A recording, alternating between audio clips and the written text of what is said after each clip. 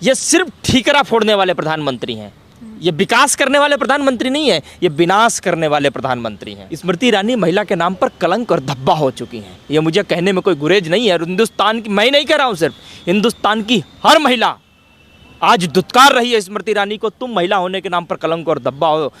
आप मंत्रालय में बैठी हो, पावर है आपके पास, नरेंद्र मोदी के बहुत करीब हो, चाहो तो हर चीज़ का समाधान कर सकती हो, लेकिन आपको समाधान नहीं करना है, आपको ड्रामा करना है, आपको नौटंकी करनी है। और क्यों करनी है? क्योंकि ड्रामा क्वीन हो आप, क्योंकि निकल करके तो वहीं से आई हो।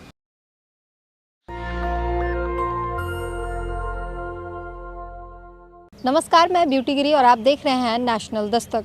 अभी हमारे साथ मौजूद हैं गोपाल तिवारी, जो सरकार को लगातार घेरते हैं, बेबाकी से बोलते हैं, जनता का मुद्दा उठाते हैं।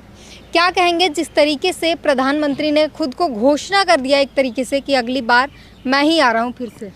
देखिए, घोषणाएं करने से अगर कोई आ जाता तो लो अभी मैं घोषणा कर देता हूँ कि अगली 2024 में अगला प्रधानमंत्री मैं बनूंगा, तो सच्चाई ये नहीं है ना। देखिए, पूरा देश इस बात को आज समझ चुका है कि इस देश में प्रधानमंत्री से झूठा कोई दूसरा व्यक्ति नहीं है। पूरा देश समझ चुका है इस बात को। और प्रधानमंत्री ने ये रिकॉर्ड भी बनाया है कि पूरी दुनिया के सभी प्रधानमंत्रियों की लिस्ट कभी चेक की जाएगी इतिहास में, तो सबसे झूठा प्रधानमंत्री जो है वो नरेंद्र मोदी ही पाए जाएंगे। और ये सिर्फ मैं इसलिए नहीं कह रहा हूँ कि मैं विपक्ष की भूमिका में खड़ा हूँ, ये मैं इसलिए नहीं कह रहा हूँ कि मैं एक्टिविस्ट हूँ, मैं लगातार घेरता हूँ, मैं सरकार से सवाल पूछता हूँ। ये मैं इसलिए कह रहा हूँ क्योंकि प्रधानमंत्री नरेंद्र मोदी ने पहले दिन जब उन्होंने प्रधानमंत्री पद की शपथ ली थी, तब से लेकर आज तक अगर 1000 शब्द बोले होंगे तो उस 1000 शब्द में से 999 शब्द उन्होंने जो है झूठ का सहारा लेकर के बोले होंगे, और दमखम के साथ बोले होंगे, चीख चीख करके बोले होंगे, चिल्ला चिल्ला करके बोले होंगे। उदाहरण के तौर पर मैं आपको बहुत पीछे नहीं लेकर के जाऊंगा, फ्लैशबैक नहीं दिखाऊंगा, 3, 4, 5 दिन पीछे चलिए आप।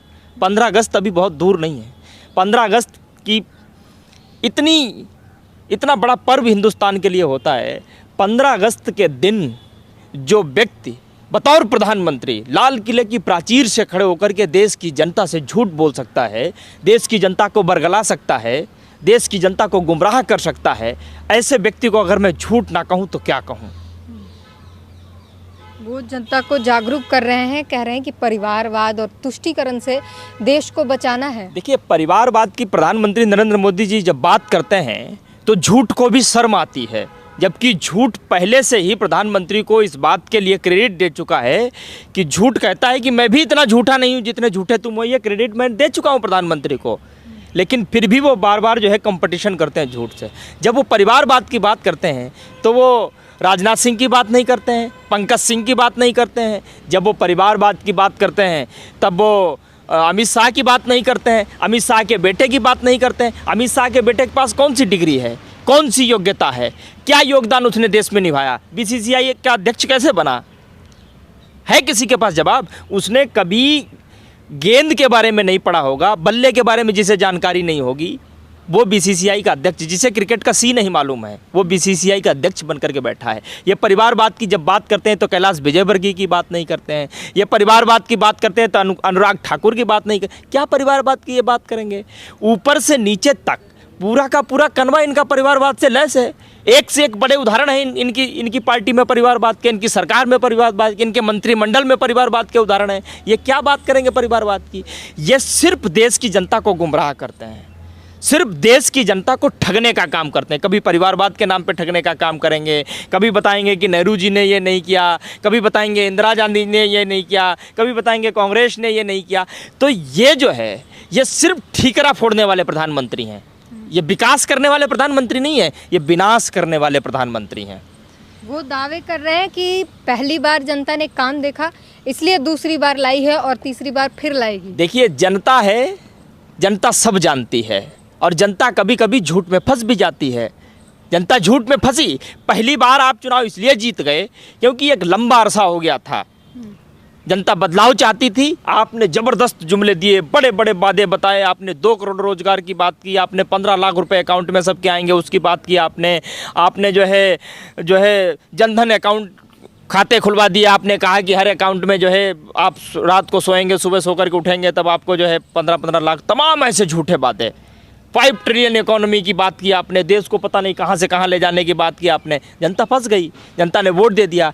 दूसरी बार आपने जनता से माफ़ी मांगी, 50 दिन का समय मांगा, रोए चिल्लाए आप चौक चौराहे पर, हमको खड़ा करके हमको जो मर्जी चाहे सज़ा दे देना, एक और मौका दे दो, तो जनता ने एक और मौका दे दिया। आपको क्या लगता है मोदी जी, जनता आपको मौका देती जाएगी और आप जनता को ठगते जाएंगे? जनता आपको मौका देती जाएगी, आप जनता से झूठ बोलते जाएंगे, इस देश का नौजवान आपको मौका देता जाएगा और आप 2 करोड़ रुपए की रोजगार की बात करके उसके साथ मजाक करते जाएंगे। आपको क्या लगता है महिलाएं आपको मौका देती जाएंगी और 400-500 रुपए का जो सिलेंडर था 1200-1500 धीरे धीरे 2000 तक का सिलेंडर आप उनको मजबूरी में देंगे, इसलिए जनता आपको वोट देगी।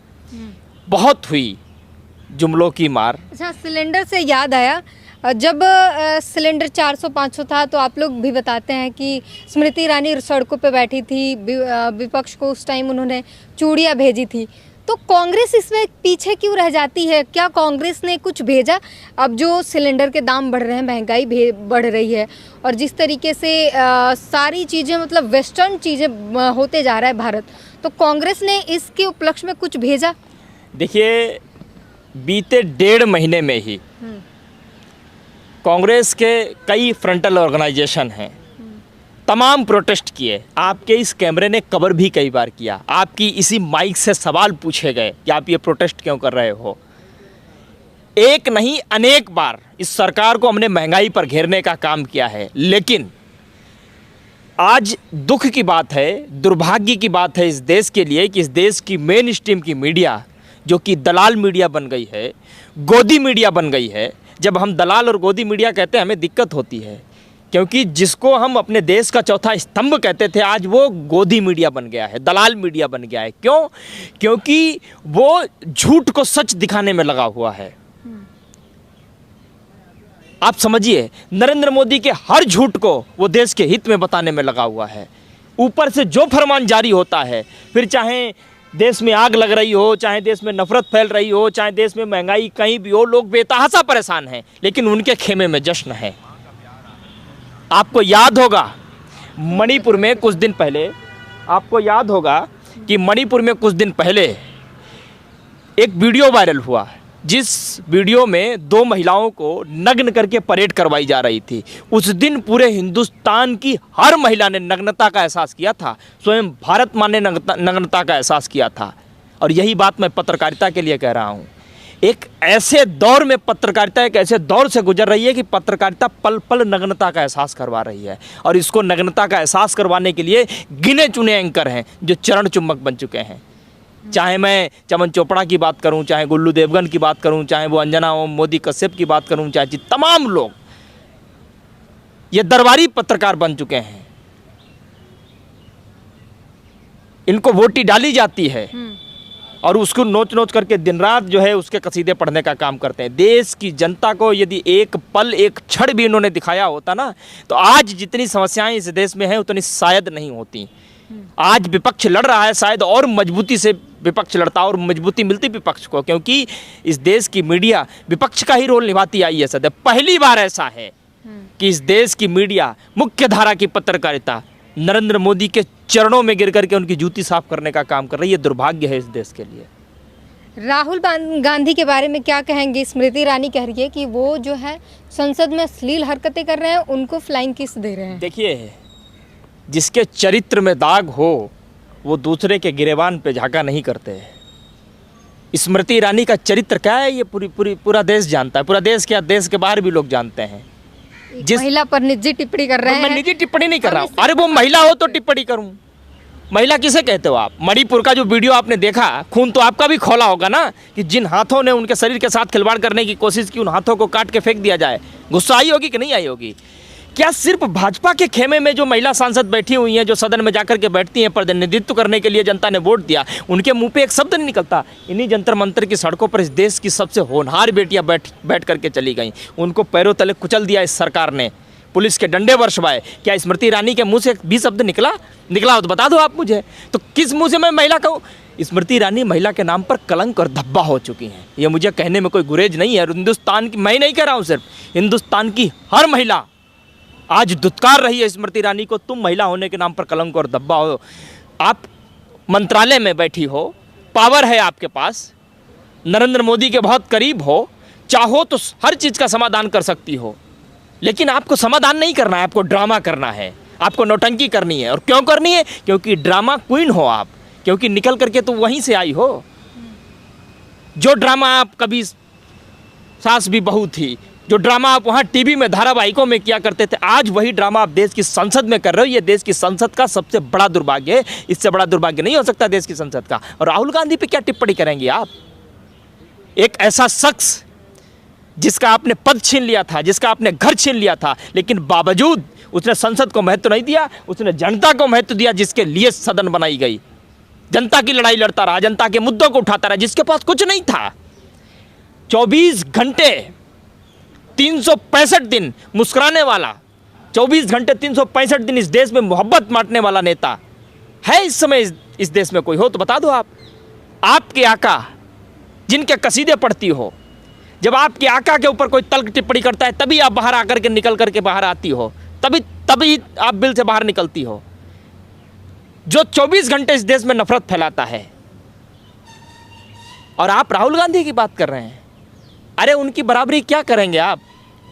वो एक ऐसे परिवार से आते हैं, वो एक ऐसे परिवार का बीज है। जब मैं परिवार की बात करता हूं तो मैं गांधी परिवार की बात करता हूं। गांधी परिवार 10, 12, 15 लोगों का गांधी परिवार नहीं, इस देश के करोड़ों कांग्रेसी जो शिद्दत के साथ इस देश को आगे बढ़ाने के लिए काम करते हैं, वो सब गांधी परिवार के लोग हैं। मैं उस गांधी परिवार की बात कर रहा हूं, और वो उसी रक्त का बीज हैं। और एक ऐसे बीज है राहुल गांधी, जिसने इस आज़ादी के पहले इस देश को आज़ाद कराने के लिए अपनी गर्दनें कटवा दी, अपनी छातियां छल्ली करवा दी, फांसी पर झूल गए, लेकिन कभी समझौता नहीं किया, कभी इस देश के खिलाफ नहीं गए, कभी अंग्रेजों से माफ़ी नहीं मांगी, कभी अंग्रेजों की चाटुकारिता नहीं की, कभी अंग्रेजों की दलाली नहीं की।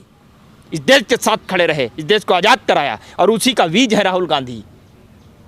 एक समय था जब गांधी जी ने अपनी भूमिका निभाई इस देश के प्रति, एक समय था जब नेहरू जी ने भूमिका निभाई इस देश के प्रति, एक समय था इंदिरा जी ने भूमिका निभाई इस देश के प्रति, और एक समय था, आज राजीव गांधी जी का जन्मदिन है, राजीव गांधी जी ने भूमिका निभाई, आधुनिक भारत के निर्माता बने। वो तमाम ऐसी चीजें वो हिंदुस्तान को देकर के गए जो आज तक ये संभाल नहीं पाए, बनाने की तो छोड़ दीजिए आप, और उसी को संभालने का काम आज राहुल गांधी कर रहे हैं। आज राहुल गांधी हिंदुस्तान को एक नई राह दिखाने का काम कर रहे हैं। आज नफरत की राजनीति के बीच एक सकारात्मक राजनीति की उम्मीद बनकर उभर रहे हैं राहुल गांधी। आज पूरा हिंदुस्तान टकटकी लगा करके बैठा है कि जिसने इस देश के प्रति शहादतें दी हों, जिसने इस देश के प्रति कुर्बानी दी हो, जिसने देह का कतरा कतरा बहा दिया हो, वही इस देश को समझ सकता है, वही इस देश के लिए लड़ सकता है, वही इस देश की आवाज़ उठा सकता है। वही काम आज राहुल गांधी कर रहे हैं। स्मृति ईरानी राहुल गांधी के पैर की धूल बराबर नहीं है, क्या बात करूं इससे ज़्यादा मैं। तो देश में जो है आने वाले समय में 2024 में आम चुनाव होने हैं, और इंडिया वर्सेस एनडीए का जो है एक बड़ा सवाल चल रहा है कि आखिर आने वाले समय में कौन होगा पीएम का चेहरा, कौन जीतेगा, क्या कुछ होगा। आप हमें कमेंट करके ज़रूर बताएं, आपकी प्रतिक्रिया हमारे लिए बेहद ज़रूरी है। कैमरामैन तौहीद के साथ beauty green, national Dastak. National Dastak की आपसे गुजारिश है कि अगर इसको बचाना चाहते हैं तो नेशनल दस्तक को सब्सक्राइब करने के लिए रेड कलर के सब्सक्राइब बटन को दबाएं, फिर बेल आइकन की घंटी दबाएं। नेशनल दस्तक को बचाने के लिए बहुत जरूरी है कि हर खबर को शेयर करें, लाइक करें, कमेंट जरूर करें।